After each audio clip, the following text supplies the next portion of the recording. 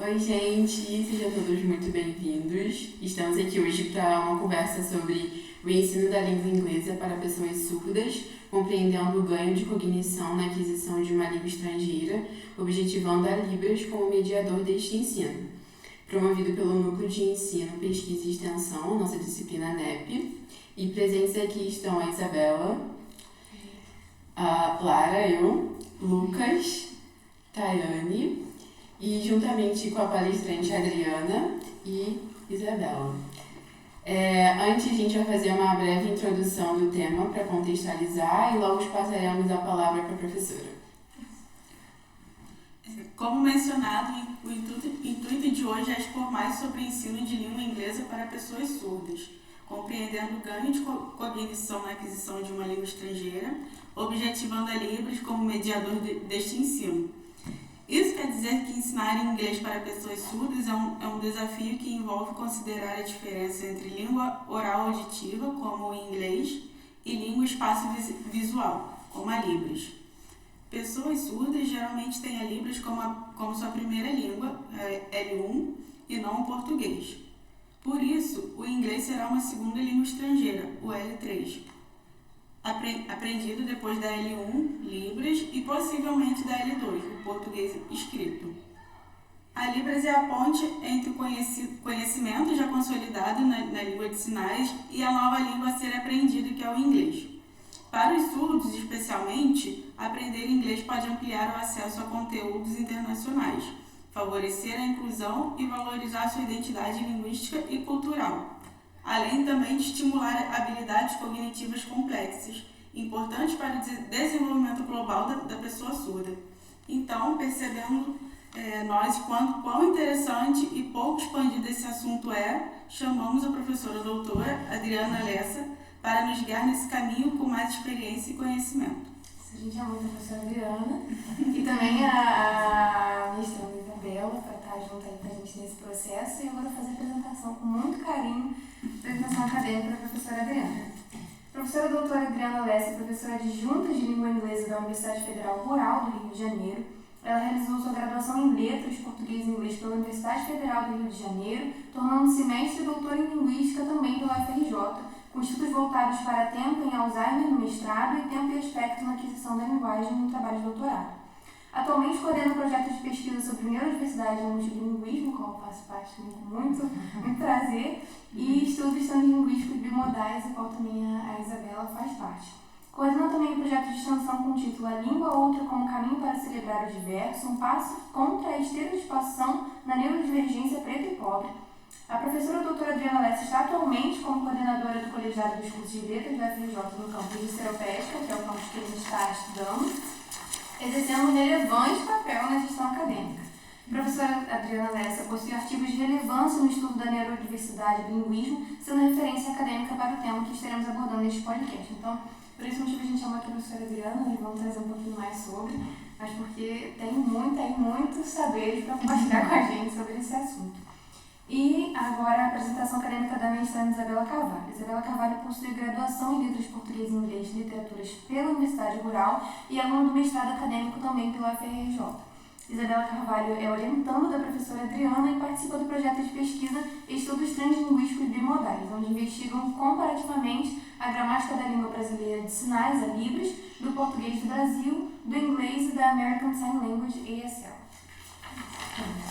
Sejam muito bem-vindos aí ao nosso podcast, e aí vocês já podem começar aí contando um pouquinho mais pra gente sobre esse estudo. Tá bom, eu vou começar contando e explico por que eu sugeri que a Isabela participasse também, né? Como vocês podem ver, o meu percurso acadêmico, ele permeou sempre... Eu sempre fui muito interessada na relação com a linguagem que pessoas tidas como casos desviantes tinham, né? Então, o que mais me interessou, que me levou a fazer pesquisa como orientador, por exemplo, foram os casos de afásicos, pessoas que sofreram afasia e tinham completamente modificada a relação com a linguagem. E aí, depois, eu estudei também em relação com uma segunda língua durante a minha iniciação científica, depois Alzheimer, e também o caso das crianças, né, que também são considerados casos desviantes, né, porque as crianças têm uma relação diferente com a linguagem. Bom, e aí, sendo professora da Rural de Língua Inglesa, e por conta de percursos da vida, eu fui modificando, fazendo manobra com o transatlântico, porque quando a gente faz pesquisa para você mudar um pouquinho, né, o seu viés, tem toda uma manobra a ser feita. E eu decidi que eu queria focalizar a neurodiversidade, que isso se encaixava totalmente nos meus interesses pessoais e profissionais e na questão do ensino também de inglês. E de alguma forma existe um vínculo com o que sempre me interessou, né? Então quem olha assim pode pensar, nossa, tem tanta coisa, né? Mas existe um viés em comum.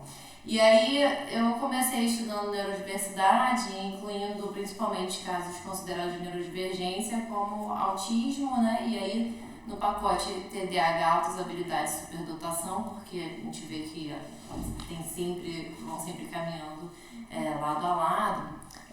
Mas nesse ínterim surgiu muito...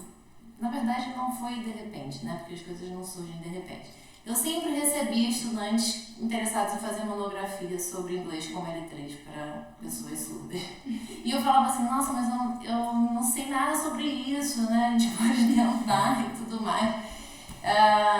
E eu comecei a assistir a vários trabalhos sobre Libras e fiquei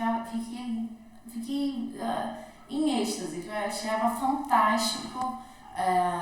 Achava fantásticas as descobertas que eram feitas, entender um pouquinho dessa outra forma, né, de representar a linguagem. E aí, bom, a Isabela surgiu querendo fazer um estudo sobre isso. Eu falei assim, bom, vamos encarar, né?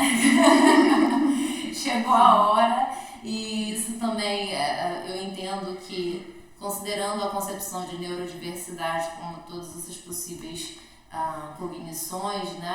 O caso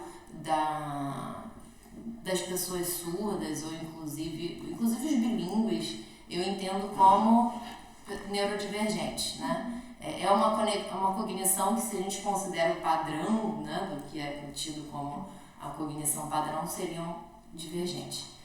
Então, por mais que a gente veja a surdez como uma questão sensorial, se a gente pensa essa relação com a linguagem, por meio de outra expressão, você também tem uma cognição diferente daquilo. Para você pegar uma multiplicidade de neuroimagens, nenhuma vai ser igual, né? Você vai ter uma mudança ainda mais significativa. E aí a Isabela queria estudar exatamente isso. E por isso eu falei, vamos trazer a Isabela, porque a Isabela que realmente me inseriu nesse mundo, né, pela primeira vez, orientando, é que eu comecei a estudar mais ainda. E aí eu fui fazer um curso oficial mesmo de Libras, conheci a professora Elisa Lippe, que ela é professora do curso de Educação Especial, e ela foi minha professora de Libras. E ela até me deu de presente um dicionário de ASL, American Sign Language, que eu tenho lá em casa. E aí eu abri essa linha de pesquisa, mas eu quero que vocês entendam que na nossa reunião de avaliação do programa de pós-graduação, que é o nosso mestrado acadêmico, eu até falei assim, essa minha linha de pesquisa está surgindo de forma embrionária. Né? Então ainda estamos nas etapas iniciais. Então, por exemplo, eu incluí a ESL porque eu sei que isso é algo que vai surgir. Se a gente está falando de bilinguismo envolvendo línguas de sinais. Mas eu não tenho nenhuma pesquisa ainda em relação a isso. Mas é algo que eu quero incluir nesse guarda-chuva de linhas de pesquisa envolvendo, né? Que é algo interessante. Eu até brinco que eu fico vendo essas séries em inglês e eu me sinto fluente em ESL. E depois eu queria até que a Isabela falasse um pouquinho sobre isso, né? Por que eu me sinto fluente em ESL. Né?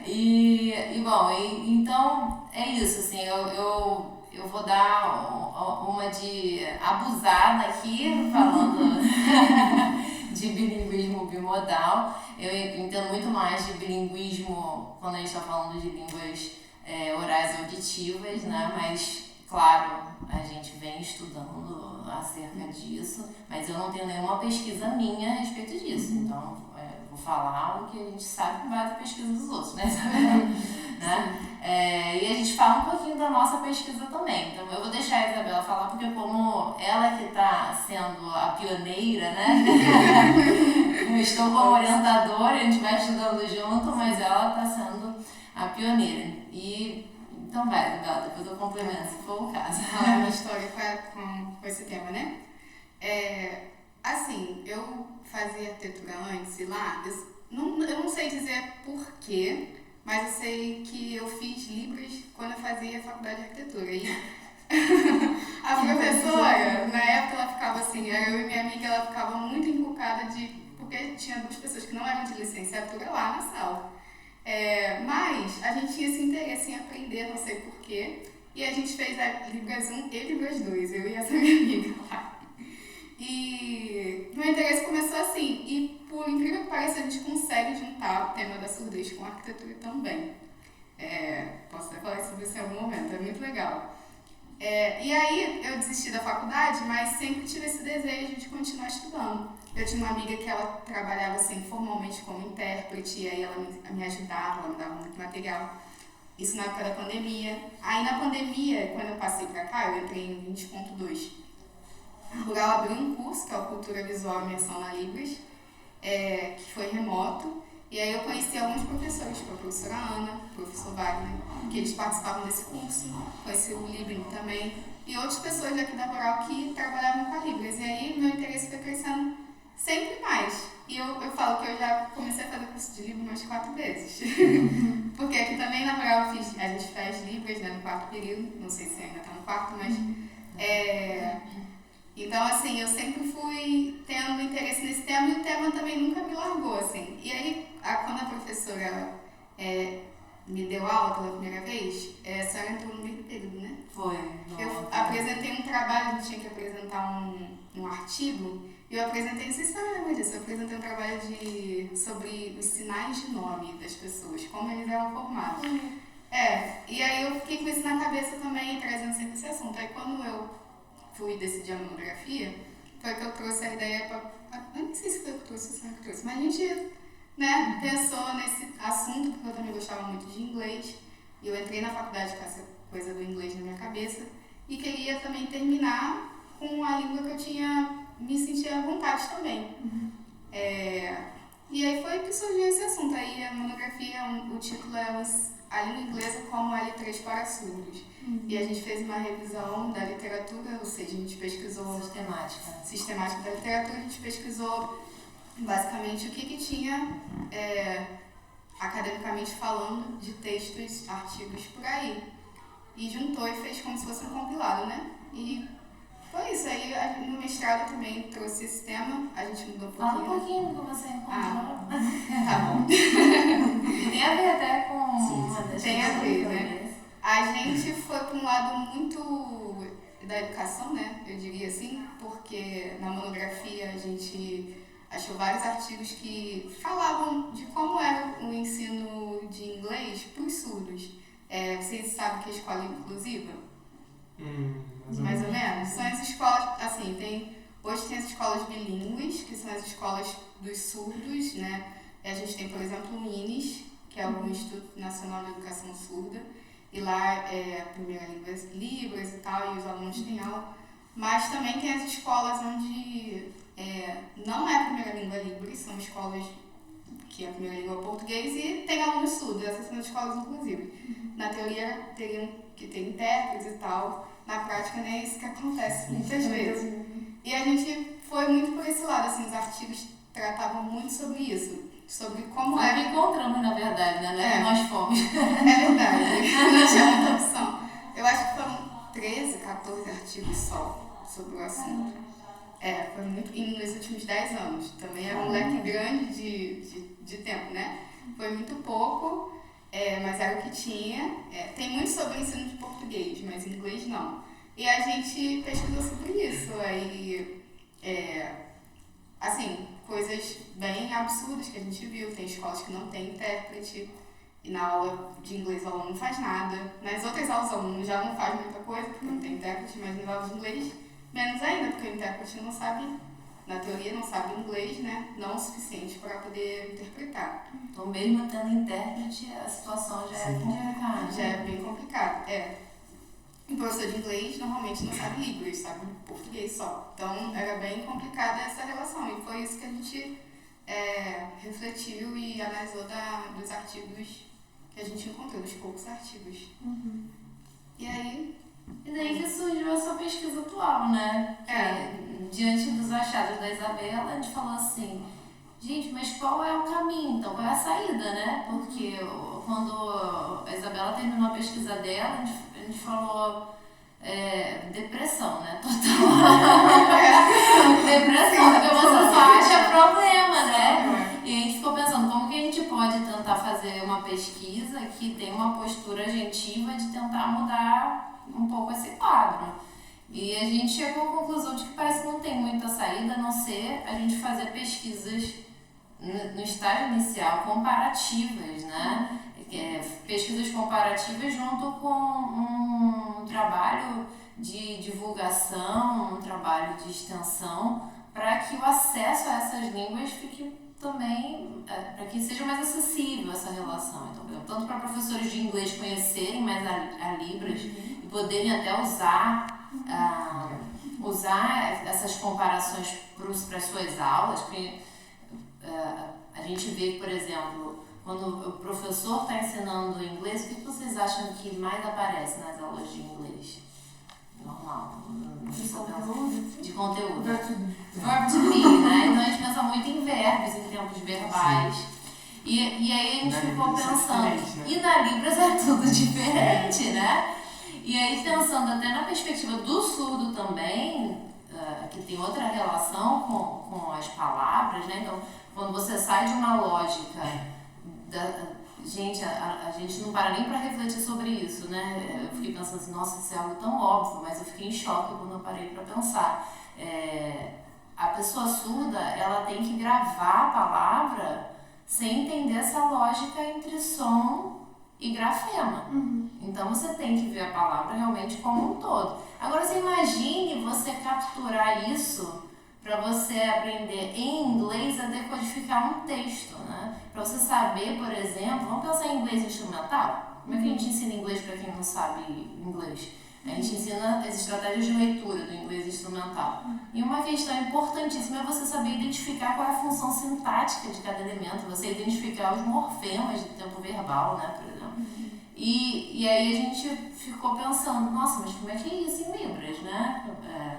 Não tem morfologia verbal, é só advérbios. Então a gente ficou nesse questionamento e daí surgiu a pesquisa da Isabela. Aí a Isabela pode falar um pouquinho sobre a gente. Eu acho que entre a monografia e o mestrado, né, a gente teve que dar uns passos para trás, assim, já que a monografia deixou a gente depressiva. Porque, assim, a realidade, né, no Brasil é que, às vezes, vocês trouxeram várias perguntas assim, sobre a L1, mas às vezes nem a L1 o surdo tem, nem a Libras, né? Às vezes não, né, Isabela? Fala aí. O percentual, 30% dos surdos tem a Libras como L1. Quase 70% não tem. Então, e são 10 milhões de surdos no Brasil. Então, é muito baixo o número de pessoas que realmente têm influência, vamos dizer assim, em Libras. Não é muito alto, sendo surdo, né? Então, se a gente pensar nessa questão de L2, L3, já é mais de um passo além do que a pessoa que não tem nem a sua L1, né? E aí, a gente teve que dar alguns passos para trás, já que não tinha essa realidade não era muito bem atendida, né? E não tinha como a gente continuar com um projeto que não ia, não sei dizer, não ajudar, mas não ia servir muito, né? É porque a Isabela pensou em ir a campo e a gente chegou à conclusão que a gente só ia continuar descrevendo a situação depressiva, né? Não tinha muita saída. O que você vai descrever de diferente? A gente já sabe que é essa situação. E aí, por um lado é passo atrás, mas por outro, A gente entende que é uma construção de uma fundação mais forte para a gente tentar contribuir socialmente, né? Então o objetivo é realmente tentar fornecer uma contribuição social e foi como a gente entendeu que neste momento em que a gente se encontra enquanto sociedade é o que seria mais viável, né? E faria mais sentido. Sim. Bom, mas aí ela não falou, né? Então ela tá investigando. Esqueci, eu não sei o que eu ia falar. Eu mudei de assunto um pouquinho, falar da pesquisa, né? A gente está investigando como ocorre o passado na língua de sinais brasileira. Por incrível que pareça, não tem tantas pesquisas assim. E aí a gente está investigando... Não tem tantas? Tem muito poucas. É verdade. Não, a situação não é tão. Na verdade, não tem que ver. É que a gente até se acostumou de não ter, sabe? Não tem tantas. Quando achou uma...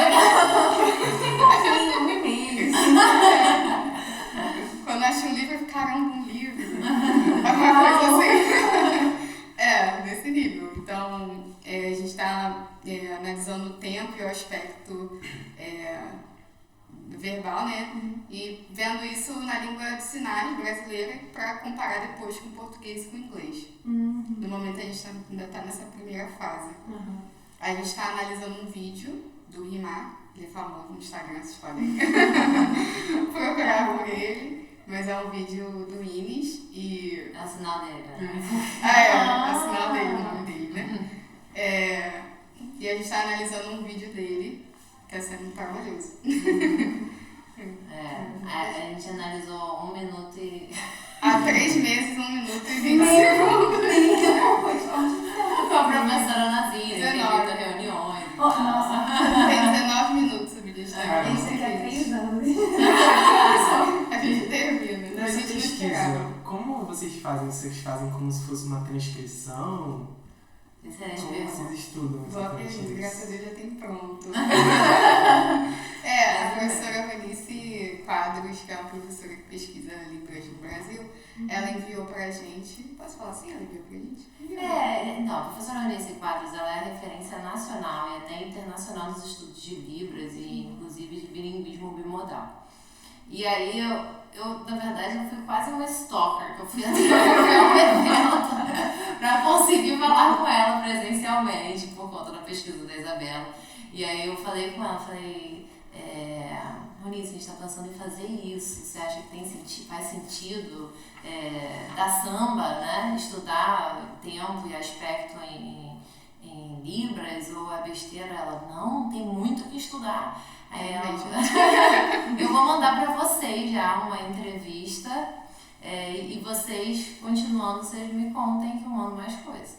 E aí ela mandou e essa entrevista ela vem já pré-analisada num software que se chama Elan.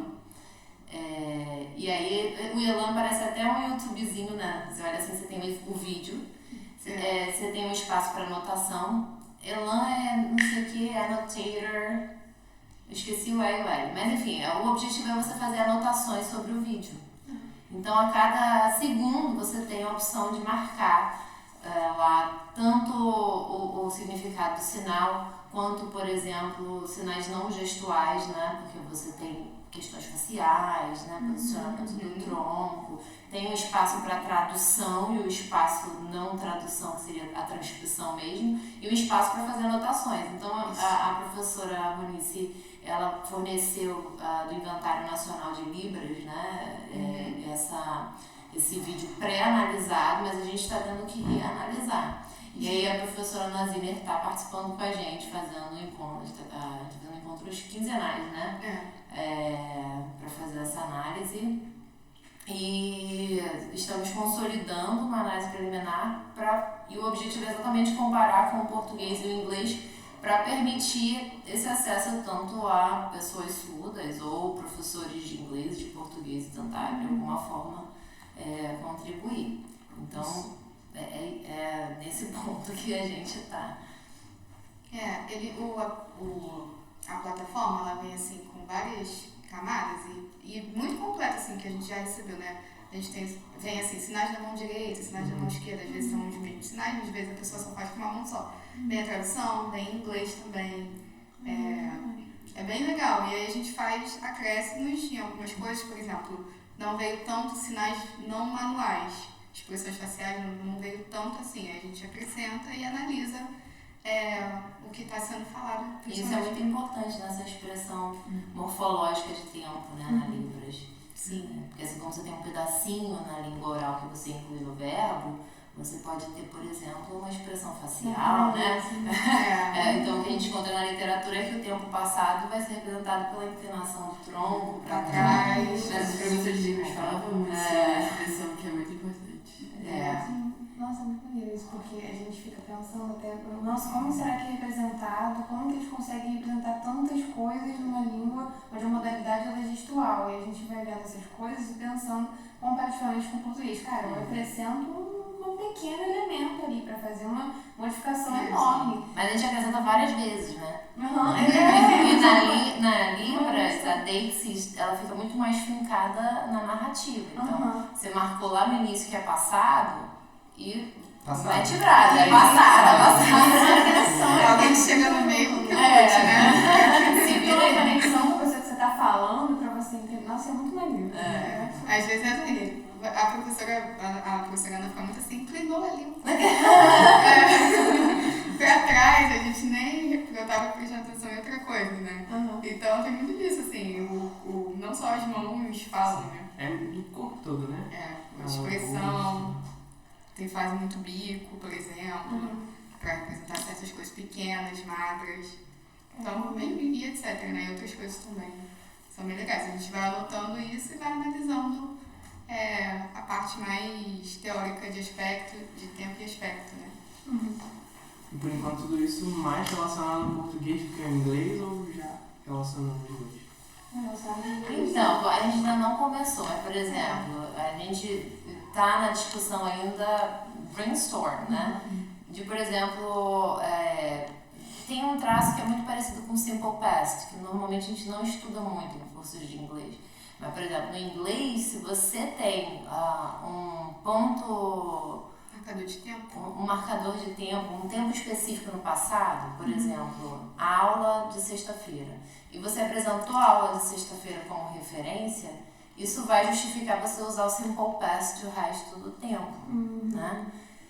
Isso entra muito na discussão, por exemplo, do Present Perfect, porque em tese a gente aprende que o Present Perfect seria usado quando você não tem uma referência de tempo, né?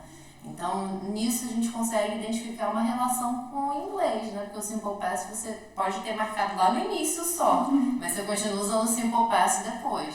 A gente está pensando como que a gente vai fazer essas associações, até que ponto, por exemplo, para produzir um material didático acessível isso vai ser relevante ou não, mas teoricamente eu vejo que tem uma relevância, né? E pode parecer que não tem muita relação com, por exemplo, as questões do bilinguismo, mas os estudos de aquisição da linguagem com crianças, por exemplo, eles começam estudando isso, como que tempo é adquirido. Porque tempo é um conceito complexo, né? Quando a gente pensa que é natural, porque a gente está marcando lá no tempo todo, mas tempo é um conceito muito complexo, essa relação temporal, né? Então, a gente conseguir estabelecer isso para Libras pode ser interessante, inclusive, para fortalecer estudos depois sobre a aquisição da linguagem em Libras também, né? Para a gente pensar nesse bilinguismo, nessa transição, por exemplo, para um bilíngue consecutivo, né? Quem começa, por exemplo, aprendendo Libras e depois vai aprender uma língua oral, isso também pode ajudar a gente a fazer estudos pensando em marcadores que vão ser adquiridos. Bom, é isso, né? É uma ótima introdução. Até pra gente pensar também, porque eu acho que a gente também estava pensando muito naquilo que foi lido, e óbvio que os textos que a gente leu são muito interessantes, mas é bom a gente ter essa introdução assim, pra gente poder pensar, cara, uma realidade muito difícil. Então a gente tá entrando num campo que tem que estar de sapatinho, assim, porque é muito complicado. E realmente, eu gosto muito quando vocês falam que vocês querem entrar com uma proposta agentiva, porque não é como se vocês tivessem entrado com a primeira proposta no estudo, mas com uma proposta pioneira para realmente tomar uma ação para trazer uma diferença, né? Se tá ruim, tem como melhorar, então vamos descobrir como é que melhora. Eu acho que dialoga muito com o que a gente pensou para essa proposta do MEC, porque a gente queria saber mesmo assim, como que é possível realmente trazer o ensino do inglês ou até mesmo da American Sign Language para pessoas surdas, e de que forma isso pode ser uma tentativa realmente de sucesso, de qual seria o melhor caminho, e de que forma a gente pode usar Libras mesmo como essa mediação desse processo, né? Acho que isso Vamos puxar o gancho para falar aquilo que eu brinquei, que eu me sinto fluente em porque quando a gente fala de bilinguismo é interessante, né? Porque vocês só trouxeram perguntas, né? A gente ainda vai ver, mandaram pra gente no roteiro, perguntas sobre o bilinguismo pensando de uma língua da Libras, né, para uma língua oral. Mas ia da Libras para outra? Quando vocês estavam falando aí, eu ia perguntar um pouco sobre isso, eu só ia esperar um pouquinho as perguntas, mas enfim, já pode falar sobre isso. Vai, Isabela. Então, eu não sei muito sobre American Sign Language, sei um pouquinho mais de Libras, mas a American Sign Language e a Libras surgiram mais ou menos no mesmo tempo, e elas têm muitas coisas em comum, muitas mesmo, sinais em comum. Você assistir um filme, um vídeo, quer que seja, você consegue identificar certos sinais. Alfabeto mesmo, o alfabeto é muito similar. Alguns sinais foram importados, por exemplo, isso aqui a gente usa como sim, mas é o yes também. O I love you, conhece? Né? Que tem o I, o L e o Y, né? Então, meio que vamos dizer, importado, e essas são línguas muito próximas, como a gente tem, sei lá, no português e espanhol. A língua é próxima de ESL. Isso é muito maneiro. Eu não tinha pensado por isso, assim, porque realmente Libras é um campo assim, pensando, cara, uma outra língua, né? Como será você saber que tem essa relação com tem também as línguas orais? Cheguei a piada, né? Parece que a gente tem casos como a Sueli Ramalho, né? Que é irmã do Imar por acaso, né? A Sueli Ramalho, e ela nasceu com surdez, considerada surdez profunda mesmo, né? Eu acho que sim. Que é uma questão neural. Mas ela desenvolveu depois a fala, vocês podem acompanhar, procura depois no Instagram, é considerado quase um milagre, né? Porque ela conseguiu desenvolver. E ela aprendeu 30 e poucas línguas de sinais do mundo, né? Porque o pai dela trabalhava com artes em São Paulo e recebia muitos surdos. E ela foi aprendendo. E aí você vê que as línguas de sinais, elas têm, além de ter base também etimológica, né, parecida, por conta da influência da França, né, principalmente. Da língua de sinais francesa. Da língua de sinais francesa.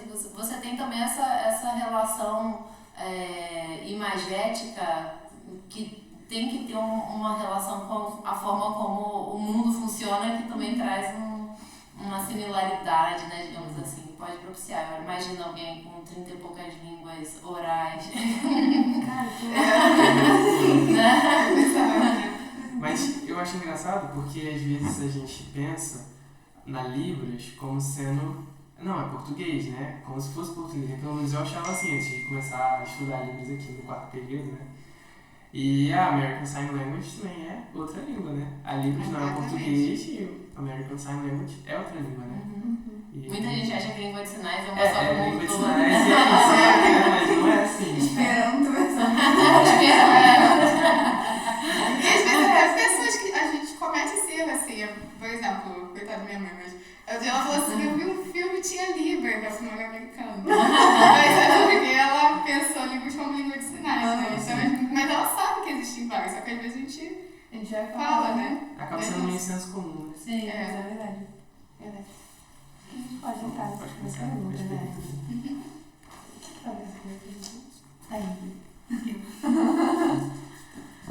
Há diferenças cognitivas entre pessoas surdas bilíngues que possuem a Libras como L1 e o português como L2 e trilíngues Libras L1, português L2 e inglês L3? Quais são? Peraí, deixa eu até checar aqui, vamos lá. Há diferenças significativas entre pessoas surdas bilíngues que possuem a Libras como L1. Então, o problema dessa pergunta vai dialogar com o que a Isabela trouxe, né? Se a gente tem 30% apenas dos surdos com Libras como L1, já dificulta da gente pensar o que você vai ter de impacto para L2, ainda mais pensar que essas pessoas pode ser que saibam, pode ser que não saibam inglês, né? Então, a gente não tem praticamente pesquisas sobre isso, então, tanto que a pesquisa da Isabela acabou indo mais nessa direção porque a gente não encontrou nada. Ela incluiu até nos termos de pesquisa dela, L3, né, Libras, nada, gente, nada. Então é um campo de pesquisa realmente muito fértil que a gente pode contribuir bastante. Mas o que a gente pode falar, por exemplo, é sobre o que a gente sabe pensando em línguas orais, né?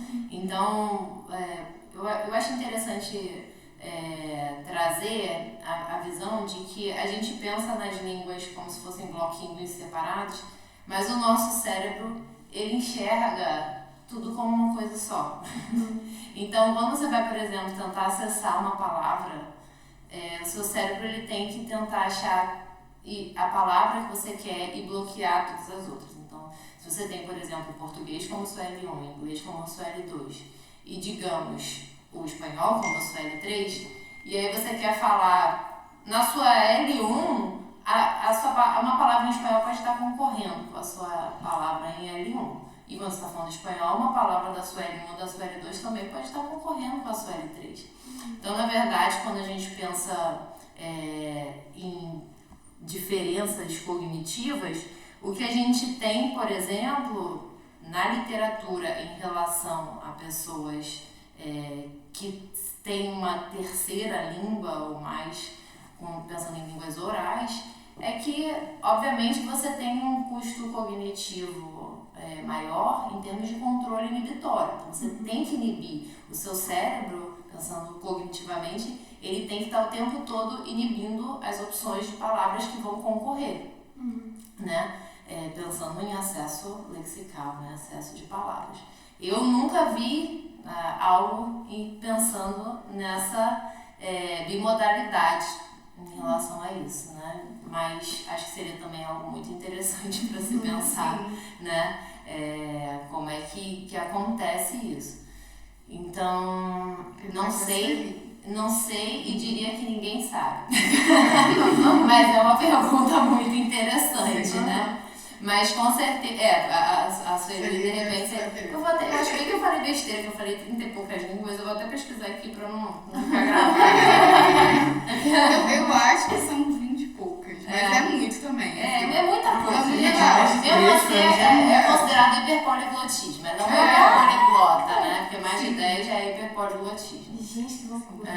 Então, mas é isso que a gente sabe, né? Agora, a representação, em termos de diferença no cérebro, gente, quando a gente está falando de linguagem no cérebro, a gente tem que pensar que você tem, por exemplo, quando está pensando em leitura, você acessa a imagem de uma palavra, a leitura de línguas orais, né? Libras ainda não tem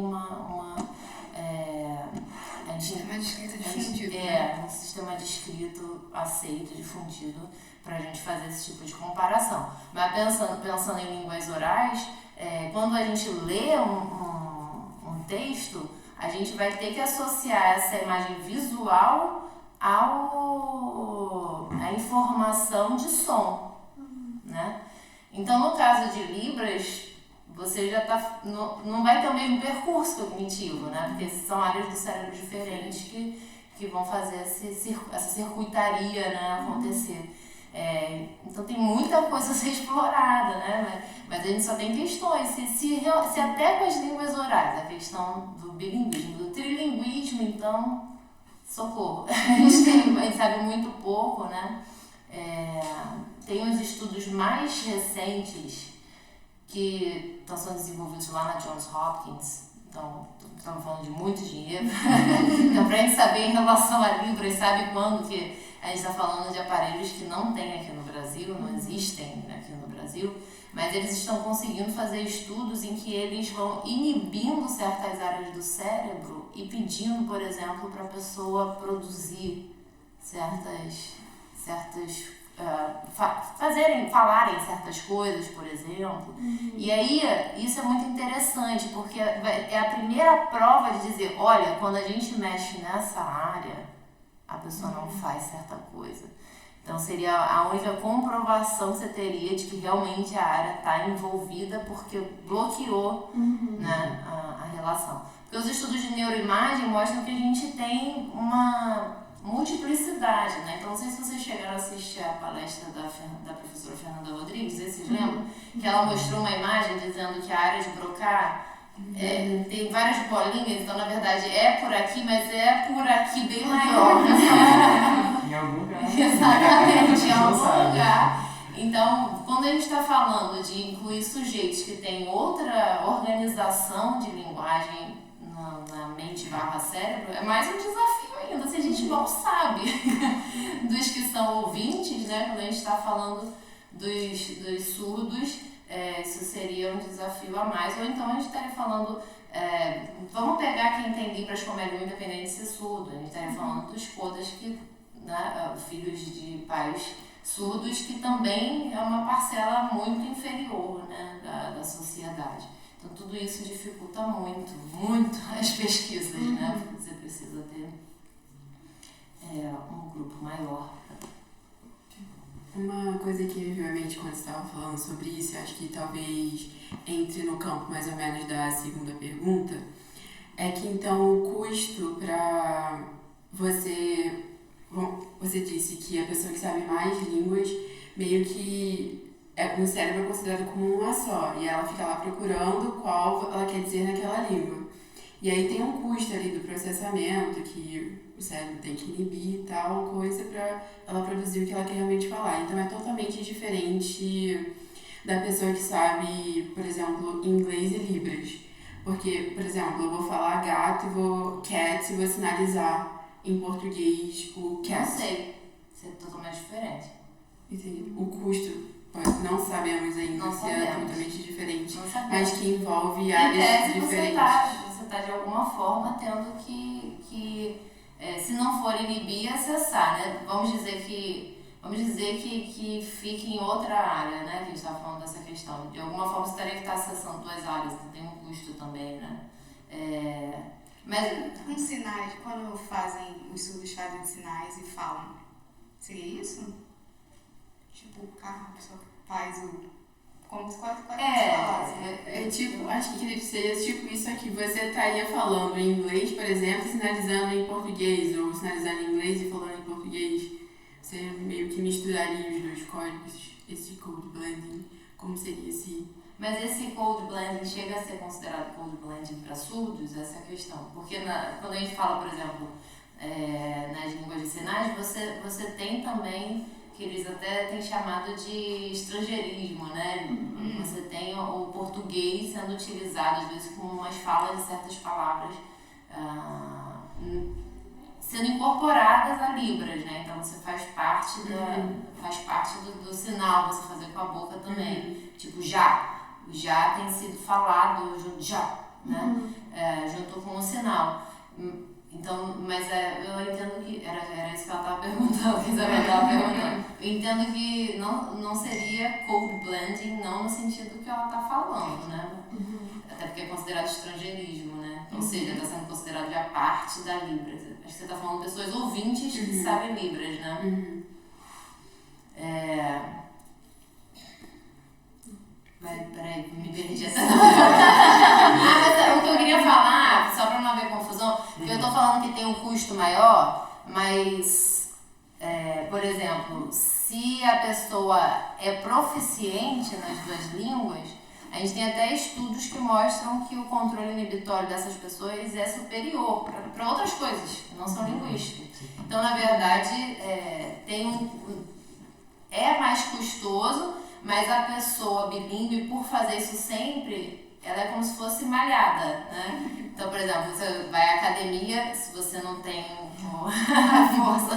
Eu uso essa analogia para o pessoal entender, porque todo mundo fica assim, como assim? É mais custoso, mas a pessoa não tem custos, né? O bilíngue não tem custo? Não, o bilíngue não vai ter custo porque é como se ele estivesse todo dia lá na academia puxando peso. Então, assim, é custoso, só que ele ficou sarado, entendeu? Porque tá o tempo todo fazendo isso. É como se fosse a gente mesmo, né? Que a gente fala português e a gente fala normal, mas aí quando a gente tá aprendendo uma outra língua, Exatamente. a gente ainda tá pensando nisso. Então, Tá quanto pensando menor na a língua. proficiência, Sim. maior o custo, entendeu?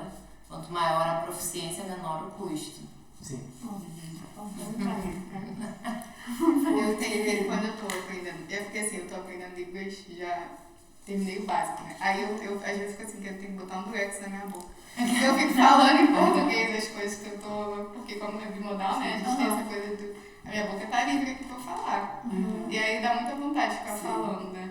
Porque eu não tenho esse controle ainda. E se for ver também nos filmes onde tem personagens que são surdos, muitos deles eles estão sinalizando e eles estão ao mesmo tempo, não eles não estão falando, né? Mas eles estão meio que... Como eu posso falar isso? Mexendo, fazendo expressão?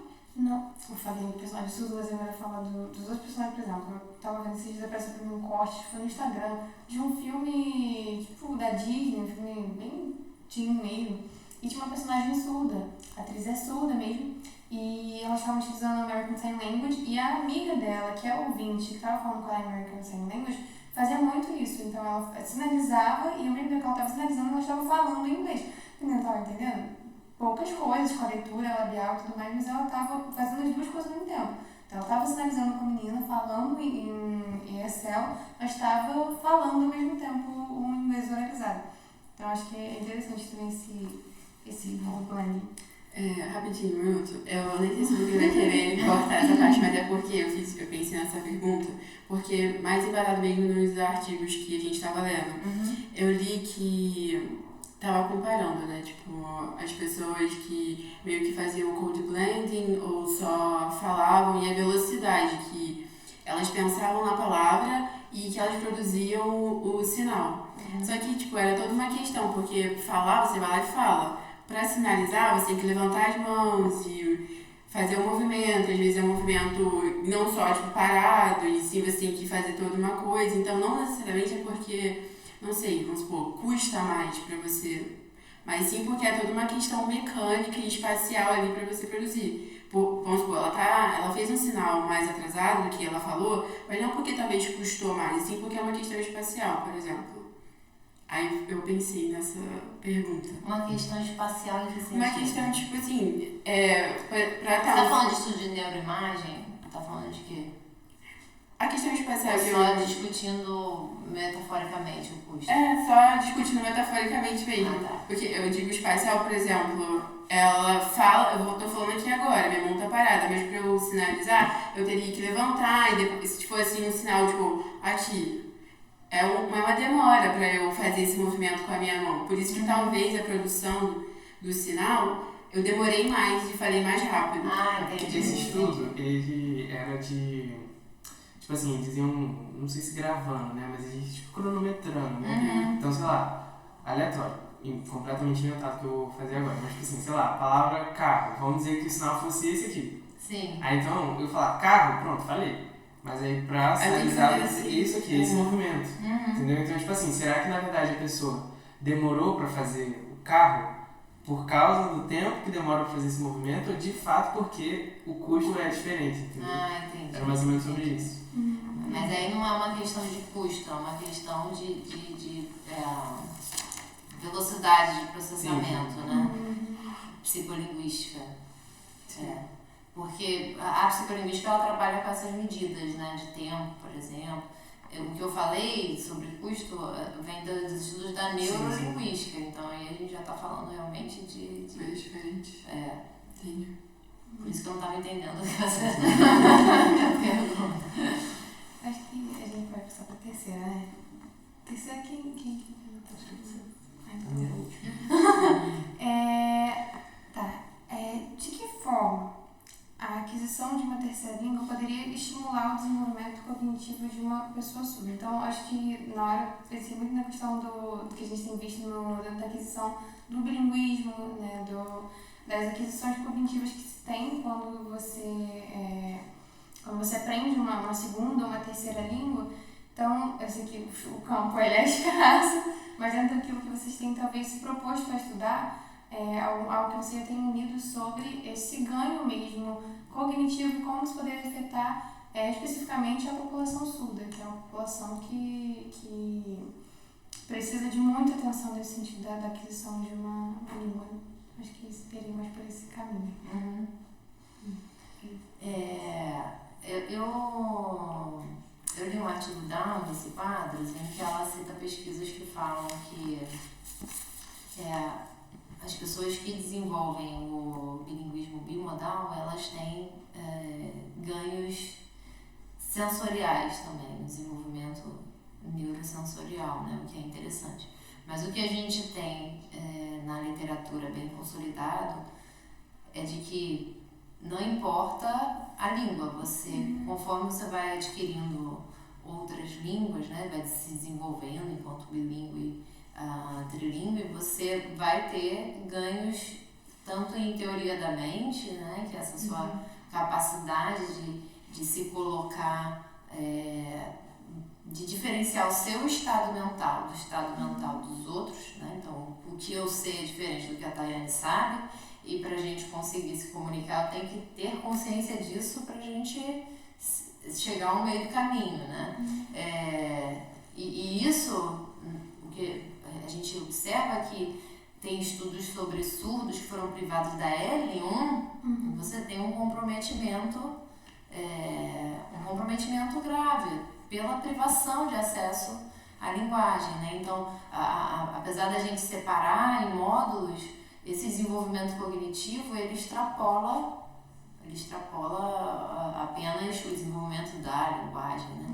Então, com base nisso que eu falei agora, de que a linguagem vai caminhar lado a lado com o desenvolvimento, por exemplo, de teoria da mente, ou de funções executivas, que pode entrar isso que eu falei do controle cognitivo, e lembrando do que eu falei antes, de que a gente não separa uma língua, duas línguas, três línguas, é tudo linguagem, né, para o nosso cérebro. Não importa, se você está aumentando aí esse repertório, o número de línguas, você vai também cada vez mais ficar com o cérebro mais sarado, né, no geral. Também, eu vou falar até de outras questões, né, que eu nunca vi com surdos especificamente, mas eu vi um estudo muito interessante que mostra que os autistas que relatam saber, quanto mais línguas eles relatam saber, maior o bem-estar social que eles indicam ter, né? Então, isso com pessoas autistas, são pessoas que têm como parte do diagnóstico delas, né, também envolvem questões sensoriais, por isso são todos considerados deficientes, tanto surdos quanto autistas, né, que envolve essa questão. Então, quando você fala no caso da surdez também, isso esbarra numa questão também de acessibilidade, né, que você saber outras línguas pode trazer, né, em termos de você permear diferentes espaços para além desse desenvolvimento cognitivo que a gente está falando. Isso é bem interessante, porque a gente vai ver realmente que existe esse ganho muito grande dentro do bilinguismo, na aprendizado de uma língua ou outra, de uma segunda língua. Então, acho que foi mais ou menos isso que eu pensei, assim, principalmente porque a gente está falando, tem um tema sobre o ensino de uma língua estrangeira para pessoas surdas, é interessante a gente pensar, né, qual que é a importância do ensino de uma língua estrangeira no geral, né, qual que é esse ganho. E que vai para além de questões cognitivas, né, gente? Que vai para a questão de acessos mesmo. Pensando aqui na universidade mesmo. Então, a Isabela, na monografia dela, ela recebeu a informação de que, à época, a gente tinha quantos alunos surdos? 8 alunos surdos na graduação. E aí ela foi investigar, ela recebeu a lista dos cursos em que esses estudantes surdos estavam organizados. Vocês conhecem algum aluno surdo em letras? Não. Eu não conheço nenhum aluno surdo. Então, e aí ela viu... Fala aí, Isabela. eu não vou lembrar a quantidade, né? Exatamente qual curso, mas distribuição. a maioria deles está na engenharia, matemática e arquitetura, né? Tem 2 em arquitetura, acho que 3 ou 4 em matemática. Acho que tinha um TI também, né? Engenharia da computação, assim. Então você vê que Florestal, engenharia florestal. a gente tem aí um segregacionismo que claramente tem a ver com a questão da língua, né? Então eles vão buscar cursos que demandam, que têm relação com outras formas de linguagem em que a língua portuguesa não vai ser a primária, né? Todos esses cursos têm isso em comum, né? Ou você vai usar linguagem numérica, matemática, né? Ou espacial, né? De desenho, ou computacional, né? E aí quando a gente pensa em pós-graduação, isso fica mais grave ainda. Então a gente quer que esses surdos participem de todas as esferas. Então, quando a gente pensa em professores surdos, isso até aqui no nosso departamento, nossos professores surdos até pouco tempo eram os únicos que não tinham feito nem mestrado. Então agora eles conseguiram fazer mestrado, mas são muitas barreiras que os alunos surdos enfrentam. Vocês imaginem, gente, a relação dos professores de um programa de pós-graduação, né, vem de querer, não, todo mundo tem que acompanhar as mesmas coisas, eles veem isso como isonomia, né? Vamos fornecer um diploma que qualquer um vai ter acesso, mas fazendo somente numa língua, né, que não é a desses sujeitos, né? Sim. Então é isso, o inglês, quando a gente fala de pós-graduação, é a língua principal, né? Então, a gente tem esse interesse também, inclusive, de pensar no acesso ao inglês para abrir outras portas, né? E acho que já caminhando para o final, né? Essa é a última pergunta, pelo menos planejada, tem muito a ver com isso também. Qual deve ser a abordagem da escola para possibilitar esse desenvolvimento cognitivo de uma perspectiva inclusiva, já que a criança precisa ser exposta a esse código linguístico, né? Então a criança surda precisa ser exposta a livros para adquirir libras. E no contexto da aquisição do inglês como terceira língua, né? Como que a escola, aliás, como vocês acham que deveria ser, obviamente, não tem esses estudos, então, assim, como vocês acham que seria, né? Do que vocês já estudaram e da maneira que vocês acham que os estudos vão caminhar, né? Como que, no contexto de ter uma terceira língua, né? Como deve ser essa abordagem do ensino do inglês para pessoas surdas, né? Em relação até ao ensino tradicional, né? Do jeito que é feito, tanto com as pessoas orais, tanto da maneira que é feita atualmente, né? Como vocês acham que isso devia ser encaminhado? Eu acho que tem tanta coisa envolvida aí. Porque a gente pode, assim, pensar, primeiro, em que essa coisa de a gente pensar que a língua dos surdos seria a língua de sinais é uma coisa muito nova. Isso, até naquele Linguística para Fonoaudiologia, eu estava vendo que começou a se falar sobre isso nos anos 80. A Libras foi instituída como língua oficial do Brasil em 2002, nesse século, né? Então, é uma coisa muito nova.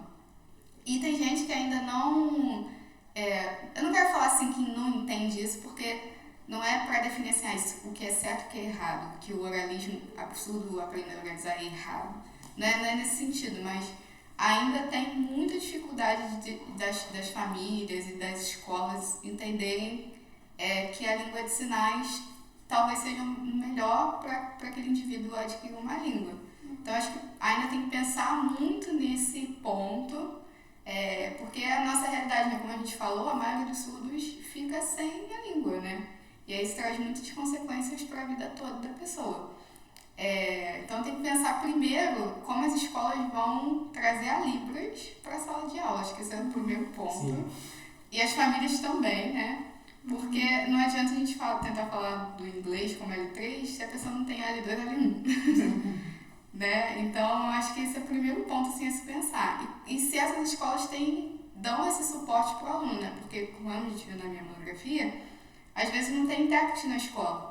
Então, até para alcançar o L2, que seria o português, pensando numa perspectiva social, ele está no Brasil, então, de uma certa forma, ele vai adquirir o português, porque é o que a gente precisa para viver, né? Aqui no Brasil. Não tem jeito. Mas como que a escola também vai fazer ele adquirir o português como L2 e tal? E aí, acho que pensar numa terceira língua, sendo espanhol, inglês, o que quer que seja. Eu sou a favor, para mim, o caminho para a gente conseguir caminhar numa inclusão verdadeira é o Brasil instituir, ou o Estado, obrigatoriedade de ensino de Libras nas escolas desde os anos iniciais. Né? Assim como a gente fez uma lei para obrigar o inglês, uma lei para obrigar o espanhol nas escolas, que tenha para Libras. Vai ser um rebuliço, não vai ter professor nisso, né? E também que, preferencialmente, essas vagas sejam de professores surdos, né? Com certeza. Então, aliás, esse é um desafio, por exemplo, a gente esqueceu de contar, mas que é um ponto muito importante na pesquisa da Isabela. A gente vai envolver a comunidade surda, porque nesse momento a gente está só com a professora Nazina, porque a gente estava estudando como que a gente ia fazer, né, nossa metodologia de trabalho que funcionaria para a gente chamar os consultores surdos para serem também agentes dessa pesquisa. Mas rapidinho cortando, porque também não adianta fazer como fazem já com eles, né? Uma coisa meio de qualquer jeito. Sim. Então a gente tem que pensar primeiro, né, como que a gente vai organizar e ver as demandas para poder chamar eles e ser uma coisa interessante para eles também. E eles terem a acessibilidade mesmo, né, garantida, né? Desculpa. Então é isso, assim, para mim, em termos de educação básica, é este o caminho, né? E a gente sabe que essa política pública ainda não foi tomada porque vai acarretar mais grana, a gente está numa situação terrível, mas fora isso a gente vai continuar fingindo, tampando buraco aqui e ali. E essas crianças e adolescentes surdos e adultos também na universidade, né, gente? Porque na universidade a gente sabe também que ainda é uma questão muito problemática, né? Você tem a garantia na lei, mas a execução é difícil, né? Então, para mim não basta ter intérprete, não. Para mim tem que disseminar mais a Libras em todas as esferas. A gente acaba de ficar muito, sabe que fica muito mais restrito, muito mais ao trabalho de igrejas evangélicas que fazem essa função, né? De disseminar Libras, e são espaços onde as pessoas surdas acabam encontrando um apoio por isso. Porque até o próprio intérprete tem essa função. Outro dia eu fui a uma palestra que era sobre aquisição de Libras, e foi contatada a intérprete. Mas a intérprete viu que eu não tinha surdo, ela se sentou.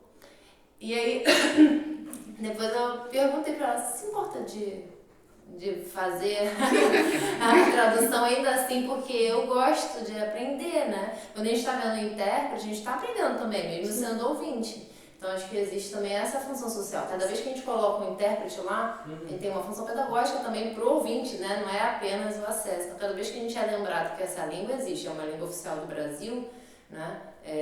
A gente aumenta essa chance. Sim. Acho que a gente pode então finalizar por aqui. Nós já temos uma hora. Mas eu acho que foi uma hora. Gente.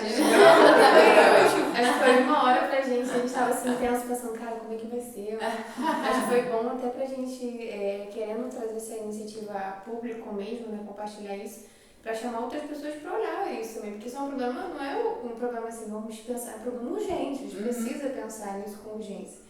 Porque a comunidade surda tá aí, tá precisando, né?